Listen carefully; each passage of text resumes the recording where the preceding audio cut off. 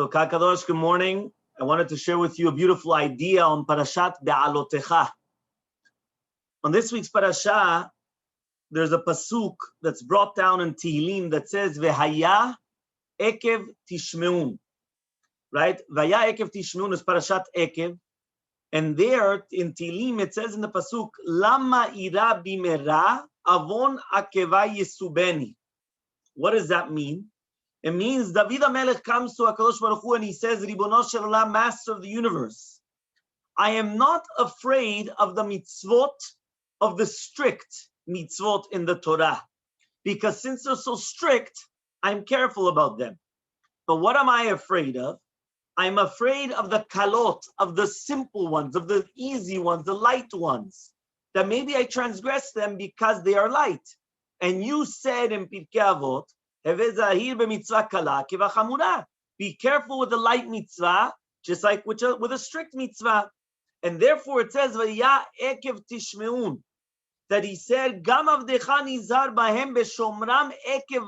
David HaMelech tells HaKadosh Baruch Hu, I've watched even the ekev, even the light ones. Okay? And this is what Rabbi Shimon Bar Yochai, Tani Rashvi, he came and he taught the following message. It says, HaKadosh Baruch Hu revealed to us the reward of two different mitzvot. The kala shebakalot, one of the most simplest mitzvot, and a chamura shebachamurot, and one of the most stringent mitzvot. The kala shebakalot is, the simple one is, shaleach teshalach et ha'em ve'et habanim tikach lach, which means send the mother bird away. You send her away, and then you take the children. Right? However, though, what happens is that what's the stringent of the stringent ones? He says, Kabedat avicha v'timecha, respecting, honoring your parents. And by both of them, it says the same reward. How could it be that it says the same reward by both? It doesn't make sense. However, though, Kam Chachamim, and they say that really, be'emet, both of them are coming to teach us this important message. We do not understand the concept of the mitzvot. We cannot understand. Lefum tzara agra. Every mitzvah has its price, but we don't know what the price is. We don't know the value of every single mitzvah. And the proof, you have two mitzvot. One of them is respecting your parents. You know how much patience and how much concentration and how much everything you need to respect your parents. At the beginning, it's true. At the beginning, you're a small little child. So, okay, so your daddy or your mommy, they're going to tell you, do this, don't do this, fine. But then when they get older, they start putting their foot in it once in a while. Or then when they get even much older, you have to start taking care of them. It's difficult. It's not a one-time thing that I'm going to send away a mother bird and take the children. And you're going to tell me it has the same reward? But rather to come to teach us that we don't know. We cannot understand the reward of what it is. Because be'emet, there is no understanding for it. Says Rabbi Shimon ben Lakish, Mai dichtiv avon hakeva yisubeni, avonot she'adam dash v'hakeva ba'olam hazeh, mesubin lo leyom adin. Many times a person could have different sins that here in this world, right, it's not that bad.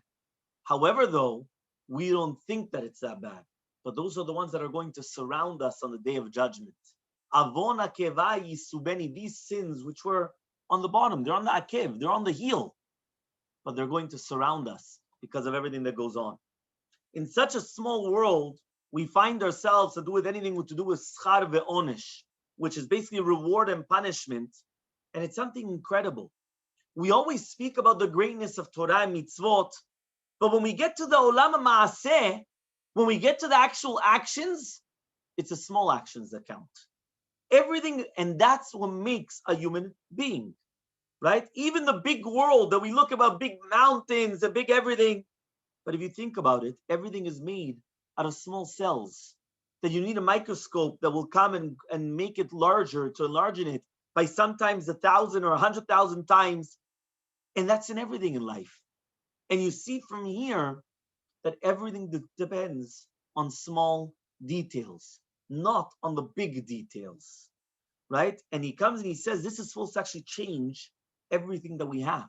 Because many times in life, we want to come and we want to make change, whether it's in our jobs, whether it's in our companies, whether it's in our families, whether it's in our schools, whether it's in our synagogues, whether it's in anything that we have around us. And what do we think about? Huge things. We need a huge project, something that will just move the entire thing. He says, no. He says, you don't need something huge. You need something small, and that something small could actually have a much bigger effect than that's something huge. And that's what he says, that is the truth. He says a person will come and they will be built by something small. And they come and they give a beautiful example, says Rav Wolbe, who was one of the greatest mashkichim of the previous generation. And Rav Wolbe said, what's the best example? He says, take medicine, take a vaccine. He says, you know that if somebody will come and give you, right, the full potent of a virus, it could kill. It will make a person sick. It could actually even kill them. But if you take a small, minute amount of that same, we're going to say poison, of that same virus, of that same negative thing, and now you inject it to a person, and all of a sudden now it's not going to be a problem. It's opposite. It's going to have an effect. It's going to help them. Which means that you see, it's not something big. Many times you have a lot of medicines and it looks like a big pill. And that pill really, behemet, is nothing. That pill really, behemet, is mamash. Half of it is made out of a binder or a filler. And therefore, if you actually take the small little pill that you're swallowing, half of that is not even the pill. Half of it, you need something that's called a filler. It just fills it up, or it's a binder just to stick everything together. But really, behemet, the amount, the quantity that you're actually taking is even mamash, it's milligram, it's nothing. There's nothing there. It's hardly anything. And that's why it's just so important for us to understand, right, everything that we're talking about, because everything depends upon small things. Rav Wolbe wanted to come and he actually wanted to mention another concept also as well. Rav Wolbe also wanted to come and mention. So now Rav Wolbe says there's another reason also why it's so important that it has to be done in small things. And he said that the reason why is because of what happened to him once when he went to Egypt. He once went to Egypt to visit Rabbi Yaakov Abu Hasida, the Abid Yaakov that he's buried in Egypt. We once mentioned this in the Shiur, if you remember. And what happened is that he said, is that on the way there, all of a sudden the plane completely dropped. And they all got afraid. What happened? You know, like it once happened to me. I was on a plane. We were going, I think it was to Malaga. I don't remember where we were going. It was something crazy that all of a sudden, pashut, the plane just went, and not turbulence. It just dropped. And when I say dropped, drop means mamash dropped.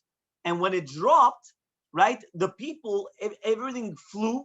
I still remember I took a picture of Coke that was stuck on the ceiling of the airplane, because basically I had a cup of Coke, and since the plane just dropped like that, the Coke went on the ceiling and it stayed there, right? It stayed there. I took a picture of it. And everyone screamed like for a minute or two, like it was just, they were panicking. So what happened? The plane dropped and everyone's, what's going on? The captain went and he told them, Gvirotai v'rabotai. You know how they do it in El Al, yeah? So he said, ladies and gentlemen, he said, you should know that we're going into the Egyptian airspace and we don't want them to detect us. So what do? We go below their radar, which means the radar is that if you're above the radar, it could read you. It sees you. But if you're below the radar, it doesn't see you. So the same thing, what they did was they purposely flew below, so that way they're undetected. And that's what they were trying to do. So it's something incredible, because this is mamash. You know what that means? That they're going so, but what? So says Rav Wolbe, that yesod I learned for us. Sometimes we do things and we're above the radar. Above the radar means is that sometimes we're going to do something so big, the Yetzer Hara is waiting there, and all of a sudden, boom, he goes for the kill. Why? We're too high up. We're too much on the radar. He says when we do things which are so small, we never get on the radar. We're below the radar. And therefore the Yetzer Hara doesn't try to attack us, because it's so low He doesn't detect it. He doesn't. If it's something big, the Yetzer Hara wants to stop it. But if it's something so small, the Yetzer Hara says, big deal. Yeah, don't worry about it. But he doesn't realize that you keep on getting gains. You keep on gaining. You keep on advancing. And that's what they don't realize. Rav Simcha Zisel Ziv of Kelm, Saba Mikelem, he comes and he says the following analogy. He says in Parashat Behaalotecha, in Pasuk Gimel, it says, Vayas ken Aaron, Aaron did so. El mul penei menorah, right in front of the menorah, he put the candles. Kasher tziva Hashem et Moshe, just like Moshe Rabbeinu commanded, just like Hashem commanded Moshe Rabbeinu. And now he comes and he says, I don't understand. The entire Pasuk is superfluous. Why? He says, what? Did you have a Havamina? Did you think that he wasn't going to do like Moshe commanded? But Rashi comes and he says, Lagid shivcho shel Aaron. This is coming and telling us the praises of Aaron. What are the praises of Aaron? Shelo shina, that he didn't change anything. He didn't change anything. So the Midrash says, one second, what does that mean? So he says, Vayar Hashem et haor ki tov. He says, I don't know which or is tov. Is it the ma'asim of the tzaddikim, the light of the tzaddikim? That's what it means that it's good, or is it of the reshaim? So when it says Vayara Hashem et haor ki tov, it's ma'asem shel tzaddikim.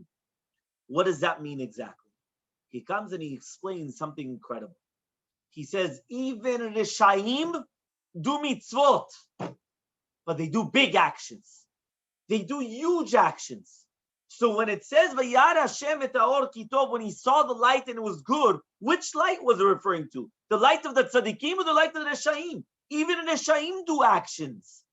But he comes and he says, however, though, the reshaim, they only do big actions. Avraham Avinu, alav shalom, they came 3 angels. But for him, there were 3 Arabs coming to him. And he went and he started running around for them. Him, his wife, his child. And this was on the 3rd day of the Brit Milah when he was so old.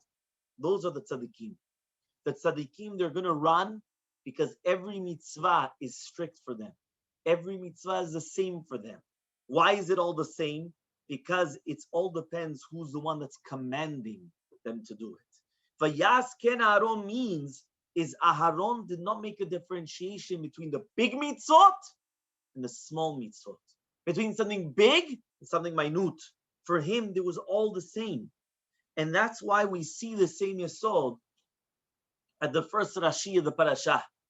Rashi says, Lama nismecha parashat menorah le parashat nesiim.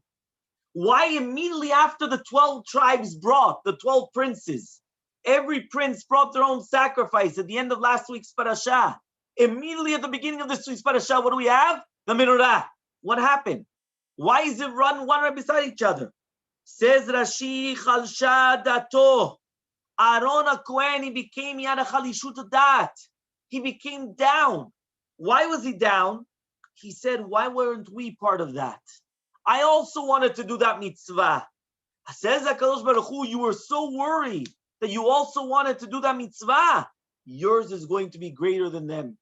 Your menorah is going to be greater. And like the Ramban says, in the future, you're going to have the concept of the Chashmonaim, that the Kohanim, they're going to light the Chanukiah and they're going to save the entire Am Yisrael. That is going to be in your merit because you had that. Which means the majority of people, when you tell them they're exempt of doing a mitzvah, you say, Baruch Hashem. Yeah, for example, when there's no tachanun, what do you say? Baruch Hashem. What is a brit milah? Chazak Baruch. You should have another brit. You could only have one brit. No, but that's it. You want to get rid of the mitzvah. You're exempt. I'm going to tell you, you're patur from doing the mitzvah of sleeping in the sukkah. Why? You're suffering. Baruch Hashem. Thank you, Hashem. Right? I don't have to sleep in the sukkah. But we should be suffering. We should be chalsha dato. Chalsha dato means that we have a chalishu. We become weakened. We become like down. That we're sad. Aaron HaKohen wasn't happy that he didn't have to bring a sacrifice. He was sad. He wanted to do it. Because he understood the mitzvah. He understood how precious it was.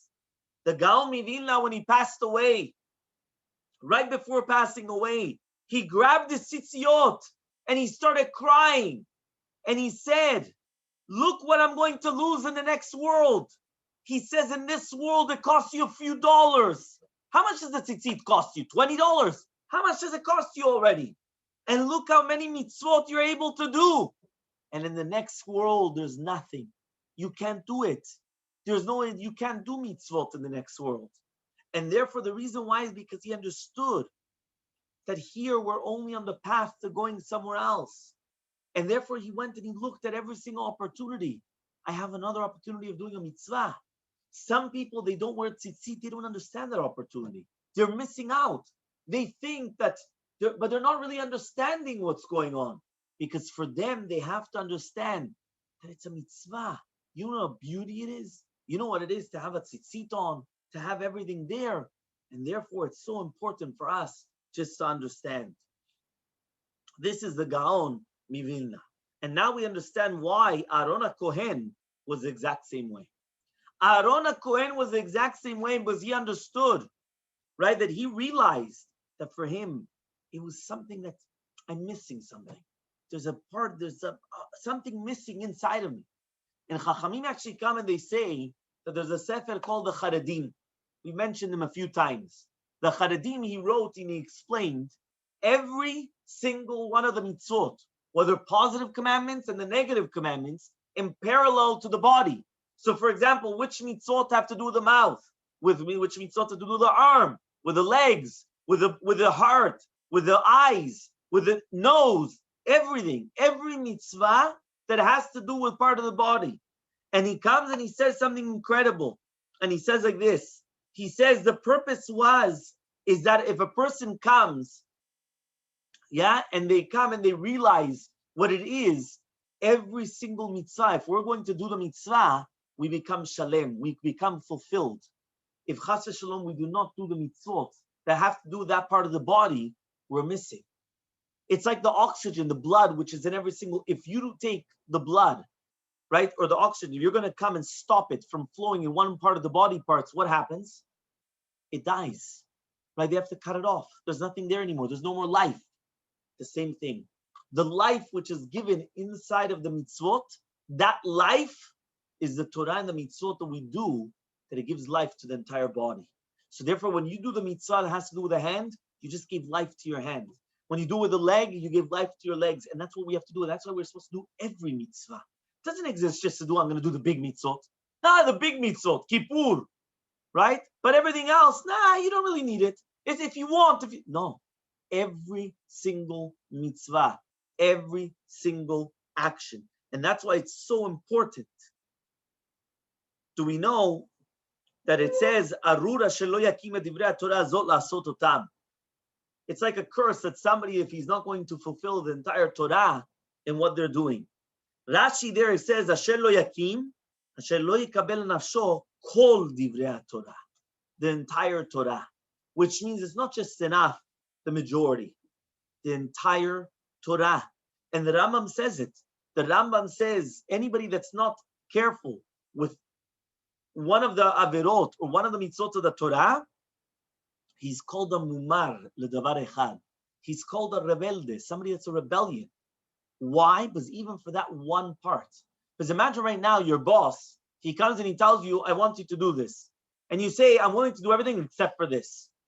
And he comes and he tells you, no, but I want you to do that. He's not willing to do it. So then you're not the boss anymore. Yeah? And that's what happens. How many times does it happen that a cleaner will come and she say, no, but I'm going to do everything, but I'm not going to iron. Or I'm not going to do laundry. Or I'm not going to. So I'm going to say, you know what? Thank you, but no thank you. Why? It's either you work or you don't work. You can't come and tell me the conditions. HaKadosh Baruch Hu, he came and he wanted us to fulfill the entire Torah. And the way that we're going to fulfill the entire Torah is only in essence how we're going to actually do with everything that we have to complete and we fulfill in everything that we're supposed to do. The Sharet Teshuvah actually says that somebody that's going to be Yirei Hashem, Rabbeinu Yonah, right, from Granada, he comes and he says in Shar Gimel, in Sharet Teshuvah, it's a very famous works of Musar that they learn usually during Elul, and he says something like this. He says, Hayared Dvar Hashem, somebody that's God-fearing, Yachmir v'yidaktek v'yasig nafsho bechapo mitzvah kala kemo lachamurot. Somebody that's truly God-fearing, he's going to make sure that he's going to be on the mitzvah kala, just like the chamura. On the light mitzvot, on the mitzvot that he thinks that is very, just like on the strict ones. It's all the same, right? In everything that we're doing. And says Rav Dessler in the Michtav Me'Eliyahu, he says if a person would know how much nachat ruach there is to HaKadosh Baruch Hu from every single small detail, he would never even pay attention. Why? Every mitzvah is something. It's like parents, right? Every single time a child is going to come and they're going to serve something to the parent, they're going to give them nachat. You think the parent cares about this or about that? Obviously, there's big things and small things, but the parent wants everything, and everything that you do for them, they're going to appreciate it, and they're going to be happy about it. So it's so important for us to realize this, because this is a nachat that we give to HaKadosh Baruch Hu. So what do we care if it's big or small? There's nothing there. It's all the same thing, right? Just like it happened during the time of war. Do you know in Parashat Ki Tetzeh LaMilchama, you're going out to war, it's written the mitzvah of Hashavat Avidah, you have to return a lost object. What was it coming to teach us? The Rishonim, the Ibn Ezra, and the Chizkuni come and they tell us, you know what it's coming to teach you? That even at the time when you're going out to war, pay attention to the little things. You just found something on the floor, return it to its owners. And you're going to say to yourself, Ribono Shel Olam, you're in the middle of a war. You're running out to one of the... No. Even at the time of war, you have to pay attention to the small details. Rav Eli Lopian, he comes and he says a very interesting idea. Yosef HaTzadik comes and he tells Paro, listen, you should know we're going to have years of famine and years of abundance. What you're going to have to do is you're going to have to save up during the years of abundance in order to calculate very well, so that way you don't get empty during the years of the famine. And comes Chachamim and they say that really, Be'emet, Yosef HaTzadik, what did he have to do? Right? Really, if he already went and he told Paro this, so what does he have to get? He has to get somebody that's a good accountant, that he knows budgets, he knows how to do it. Why? Because in the time of need, you have to have a savings account. And you're going to need something in order to have that. But what happened was that he comes and he took Yosef HaTzadik. And says Rav Eli Lopian, this is a musar gadol for us. Why? Now is the years of abundance. The years of famine are after 120. A person that's smart, he's going to try to come and try to grab every moment that he has. So somebody that was tarach ba'olam hazeh, that he comes and he starts working in this world, he's going to have success. And he's going to grab and take as many mitzvot that he can. Because at the end of the day, is going to come the years of famine. That after 120, when a person passes on, they can't do anything anymore. And there's no more mitzvot for them to do. So therefore, what are they supposed to do? Try to grab and grab as much as they can. And every single time that they're going to come and they're going to save something, that in itself is so important for them to understand. And that's what Shlomo Melech comes and he says in Kohelet, Yud Aleph Chet, Ki im shanim arbe yichya, that even if a person is going to come and live for a long time, he has to be happy. What does that mean? Not to be mizalzel. Remember that there will always be a time. And a person has to realize that. Sometimes people think that when they're up there, they're going to stay up there forever. And it's not true. The world is a galgal chozer. The world is like the wheel of fortune. That sometimes a person could be at the top, but then the next day they could be at the bottom. But the same way, sometimes they could be at the bottom, and then they could be at the top. And sometimes throughout a person's lifetime, they could be through the wheel of fortune many times. It's not just the one time that they started in the bottom and they stayed at the bottom, or they started at the top and they stayed at the top. Sometimes they could start at the top and go to the bottom and back on the top and then back on the bottom and back on the top, and they continue going back and forth. And sometimes the opposite, it continues going, because that's just the way that life is. And therefore, a person always has to keep that in mind. What are they doing the entire time? There was a famous story with the Chazon Ish. The Chazon Ish, right? They went and they finished tefillah. So the Chazon Ish went and they started walking out of the synagogue, out of the Beit Knesset. And all of a sudden they went and they were going to do Kaddish. The Chazon Ish went running back to his place. He answered Kaddish and then he left. And everyone was shocked. Why did the Chazon Ish have to do that? Right? But rather, this shows us the true level of the Chazon Ish. Right? The true level of the Chazon Ish is that to show you, not because you got caught at the Kaddish by the door, you're going to stay at the door. I'm going to go back And I'm going to answer the Kaddish just like I always answer the Kaddish. And I'm going to be there just like I always do it. And Rabbi Frand actually says in the Parashat of Shemot that he asks, Shifra and Puah, everyone knows that Shifra and Puah was Miriam and Yocheved, Moshe Rabbeinu's mother and sister. And they saved all the Jewish children. And the famous question that Rabbi Frand asks is a question that's probably a bomb. And he says, why were they called Shifra and Puah? So Rashi says, Shifra, because she used to beautify the child. Mishaperet et avlad, she makes it look very beautiful. Puah, that she would cry, she would like make sounds to the child. She would sing to the child in order that the child doesn't cry. And the question that we ask ourselves is, Ribono shel olam, these women, these Jewish midwives saved these children from death. We're going to call them Shifra and Puah. We're going to call them as they're beautifying the child and making look all pretty or all handsome, or because they come and they cry to the child. Call them Chaya. Call them life. They gave life to the children. Call them something else which has a much bigger name. Why are we calling them Shifra and Puah? But rather comes Rabbi Frand and says, this shows their true greatness. Because to save a life of a person, everybody could do. But to realize the little details, that even though I just saved their life, I want to see that small detail in everything that's going on, to realize what's happening. That's true greatness. That shows how great they really are. Because then they realize it wasn't just to save a life. Save a life, everybody's going to do it. And a lot of people, you'll be surprised, they'll do it. However, though, the true greatness is in the small details. Let me look in the nitty-bitties of what we're seeing. Rav Dessler explains that was the explanation in the Gemara in Avodah Zarah Yud Chet Amud Aleph. Rabbi Yossi ben Kisman and Chania ben Teradion. Chania ben Teradion went to visit his rabbi. And what happened was, his rabbi was going to pass on. And he tells him, he tells the student, what's going on? I heard that you're coming and you're teaching. I heard that you're coming and teaching Torah in public. And it's dangerous. So when he went and he told him, Mina Shamayim irahamu, God should have mercy on me. So Rabbi Yosef comes and he tells him, I don't understand you. I'm telling you dvarim shel ta'am, I'm telling you things of logic. And you're telling me that Hashem should help? I wouldn't be surprised if they're going to come and take you with a Sefer Torah around you and burn you in it. And that's exactly what happened. But now the student stops and he asks his rabbi, but Rabbi, do I have Olam Haba? Do I have a portion in the world to come? When we look at this Gemara, we get shocked. You have a rabbi that he's going to be burnt alive at stake. Why? Because he's teaching Torah publicly to his students. And he's asking whether he's going to get Olam Haba. You know what his rabbi answers him?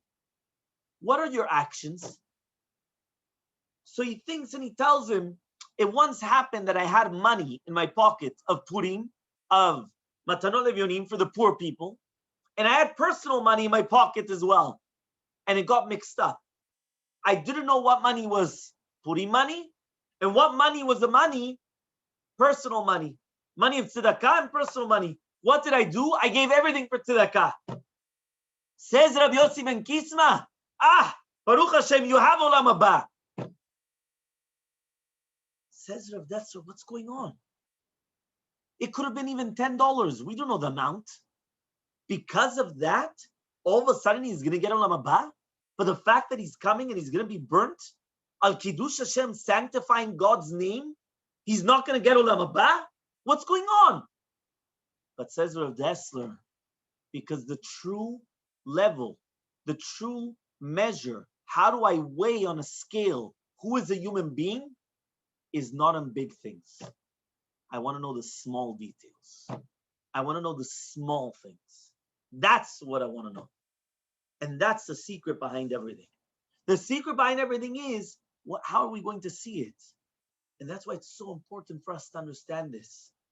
Because many times we miss the big picture.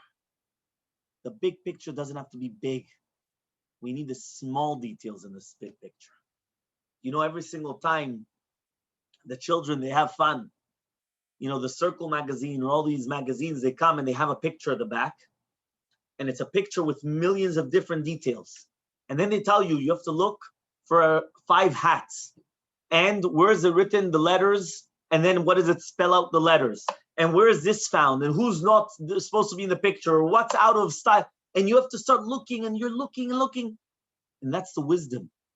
The wisdom is getting in all the small little details and paying attention to those small details. Paying attention to how everything is done. When you take a detective, what is their job? Their job is not the big picture, because the big picture everyone could see. It's realizing the little details, putting it all together until you actually finalize and you understand what exactly is the case. Chachamim come and they say that we don't understand that Kadosh Baruch Hu will never give greatness to a human being until he tests them in the small details. We saw that whether it was by Moshe Rabbeinu or by David HaMelech, by Yaakov Avinu, that before giving them greatness, what did they give them the test? In the sheep. Are they going to have mercy on their own sheep? So whether it was because of Moshe Rabbeinu, that the sheep ran away and then it was thirsty and it drank, and then Moshe Rabbeinu went and he took him on his shoulders to carry him back, whether it was by David HaMelech, all these stories, greatness only comes when HaKadosh Baruch Hu tests us in something small.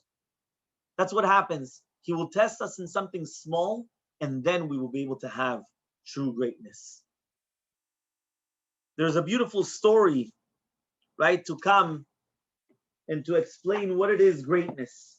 And listen to this story. I've mentioned this also in the past, but listen to this. Rav Galinsky once told over this story that there was Nikolai, right? Nicholas, he was a Tsar. And what happened is that he was in charge of Russia. And at the time, everyone was afraid. But they were killing people right, left, and center. There was nothing doing. They were doing whatever they wanted. And all of a sudden, they wanted to come and conquer even Poland. And there was a big wave that went against him until finally there was an adversary. There was somebody that was going to come up, just like nowadays as well. So now what happened is that they were looking for him. So he became the number one man, the number one fugitive. They were all looking for him because they wanted to come and they wanted to kill this guy.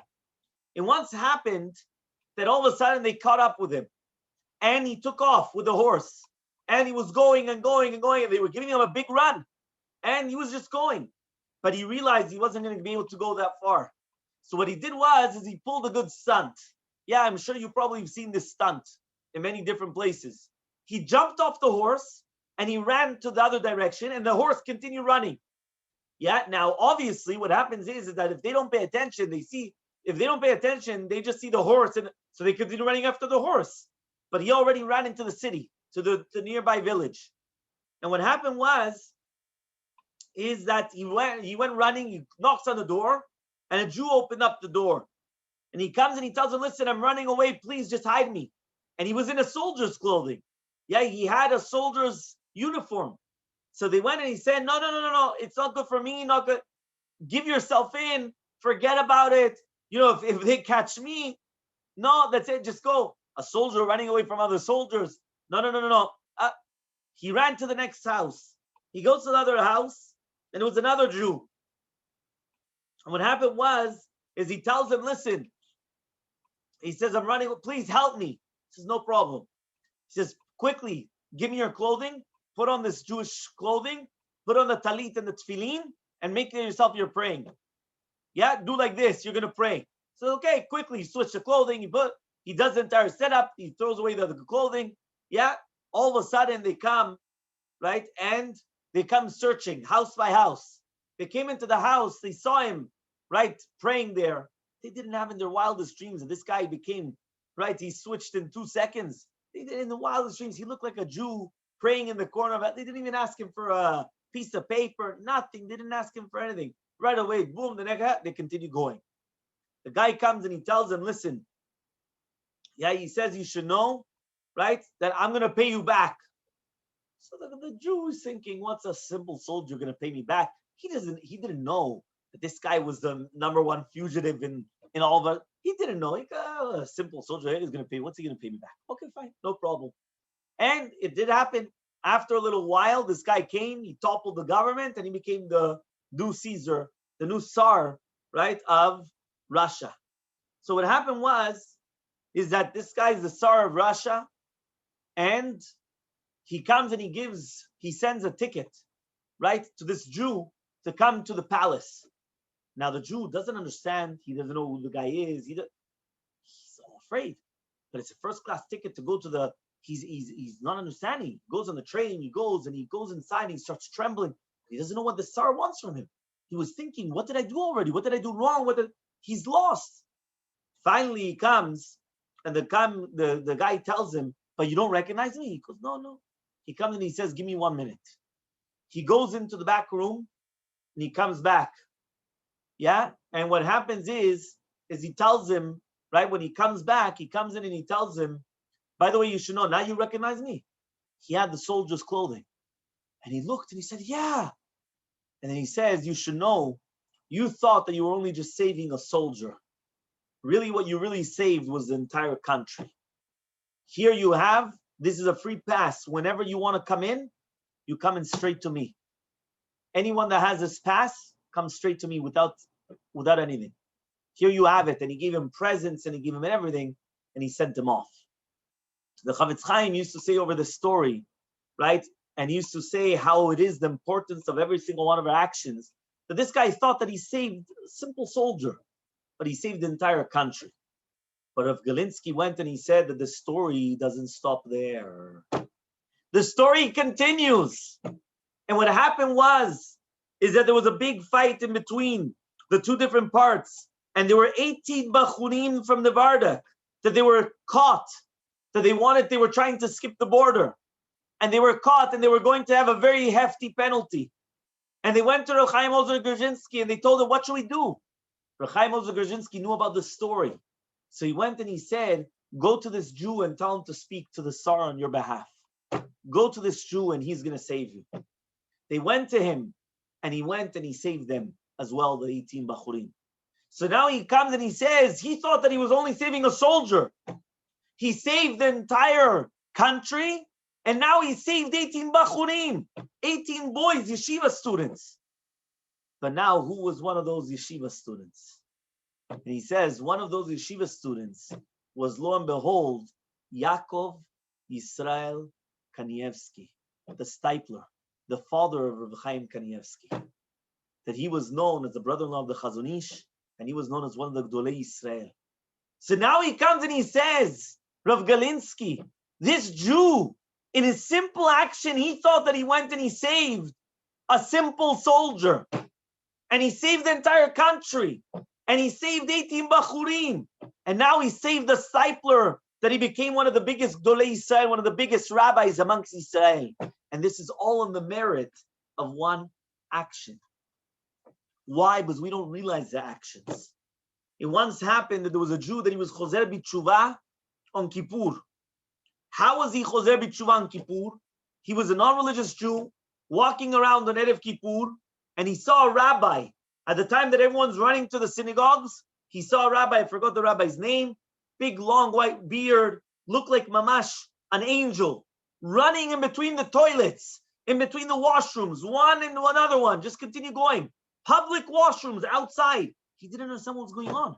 So he comes to the rabbi and he says to the rabbi, "Rabbi, what are you doing here? You should be inside." So the rabbi, with such a humbleness, he answered, "Yes, but my brother, there's a lot of people that they come, right? For Kippur, they come to the yeshiva, they come to the different places, and many times they might need the washrooms. And they're not going to find paper in the washrooms. So I'm making sure that there's enough toilet paper cut already from beforehand, so that way they have enough paper in the washrooms on Erev Kippur." The person went and he said, "Is this a malach? Is this an angel?" The rabbi, instead of being in synagogue with everybody else, that they should already be prepared, what is he worried about? Doing chesed in last moments right before Kippur. The little actions. The person went and he was chazar b'tshuva shlema just because of the actions of this rabbi. The rabbi, what did he think he was doing? I'm cutting paper for people to use for the washrooms. But this person didn't realize that he saved generations upon generations of Jews because of making them religious, because of his actions. Because every single action counts. The Midrash says in Yalkut Shimoni on Ruth that in the Torah, if a person would know how much it would have been written about them, they would have done even greater actions. What is the greater actions? The greater actions, he says, is the entire concept of that if Reuven would have known that the Torah would have written on him, right, about the entire concept, right, of bringing, right, of saving Yosef, he would have run and brought Yosef back on his shoulders. If Aaron would have understood that when it would have been written in the Torah that he came with a happy heart to Moshe Rabbeinu, he would have come with dancing with drums, because Be'emet, every single action is there. I'll finish off with a beautiful yesod at the end of this week's parasha. At the end of the parasha, it says, "Ve'am lo nasa adet Yosef Miriam." Miriam and Aviyah spoke against Moshe Rabbeinu, her brother, and obviously it was for a good cause. But she spoke against her brother, and she got sarat, she got leprosy. So what happened?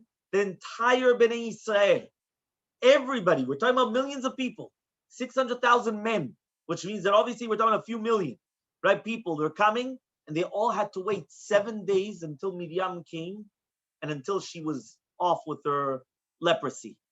And there's a beautiful Yonatan ben Uziel. Yonatan ben Uziel comes and he says, and look at Rashi, what was this kavod for? Because she waited for her brother. Because she waited for her brother. Tosfot makes a calculation. How long did she wait for her brother when he was on the Yam Suf, when he was in this basket, when he was a baby? 15 or 20 minutes. Because of her waiting 15 or 20 minutes, since the Midat Tovah, the goodness of Hashem, is 500 times the amount, all of Am Yisrael had to wait for 7 complete days. Says, right, this is brought down with the Sabir Machiyai or all the rest, they come and they say, think about what the action is. A girl is waiting for her brother for a few minutes. And look at what a mitzvah that she did, that all of Am Yisrael are going to have to wait for her in her time of need. She thought it was for her brother. It's a few minutes. What already is she doing? But it's eternity. We don't understand. We cannot grasp what it is. By HaKadosh Baruch Hu, when we do a mitzvah, we're waiting for another Jew, or we're helping another Jew out. We don't understand those things. And that's why it's so important. The wife of the Gaon of Vilna, she was once collecting tzedakah. And she went to her friend and she said that after whoever dies first, they have to come to the other one in the dream. And they have to tell them what it is like in Olam Haba. When she came back, she went and she told her friend, you should know, I'm not allowed to tell you what's going on up here. But when you come here, you'll see it the same and it's something incredible. But I will be able to tell you one little tiny detail. We were once collecting tzedakah together. And what happened was that we saw someone far away and we said, look, over there, they're over there. And we pointed. He said that pointing of the finger, in order for us to go and run to get the person to give tzedakah, he says the amount of reward that I got just for that pointing, you cannot understand. And therefore, every single action that we do, there's an incredible, immense reward. We just have to realize that. And every single action, we think that we have to do big, huge things. It starts in little things. Start by little details, by the little tiny things. That is the most important. And that's why it's so important for us just to understand that in order for us to become closer to HaKadosh Baruch Hu. I hope that we actually are able to internalize this message, to realize how important it is, the small details, in order that we could continue growing, because that's what truly shows where our madriga is, where our level is. Bezrat Hashem. Kol tuv v'atzlacha, Shabbat Shalom.